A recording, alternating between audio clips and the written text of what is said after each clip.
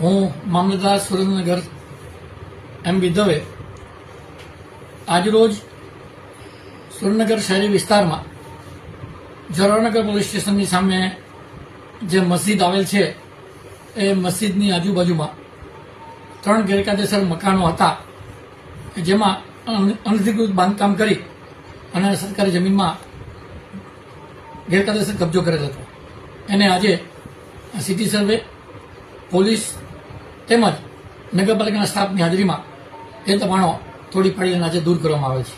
સાથોસાથ રસ્તામાં એક મોટો ઓટલો પણ બનાવેલો હતો દુકાનવાળાએ, જેની ઉપર લોખંડની જાળી હતી, એને પણ દૂર કરવામાં આવેલ છે. સાહેબ, આ ઓલું આ 100 કલાકમાં જે નિયમ હતો એ દરમિયાન આ તોડવામાં પાડવામાં આવ્યું. જી, અત્યારે જે પ્રાયોરિટી આપવામાં આવે છે એ પોલીસ દ્વારા જે 100 કલાકની જે યાદી રજૂ થાય છે એ યાદીને ધ્યાને લઈ અને જે તે ડિપાર્ટમેન્ટ દ્વારા એને નોટિસ આપવામાં આવે છે અને નોટિસ આપ્યા બાદ એમનો નોટિસ પીરિયડ પૂરો થયે એમની પાસે પુરાવા રજૂ ના હોય અને સરકારી જમીન ફલિત થાય એટલે એને દબાણ દૂર કરવાની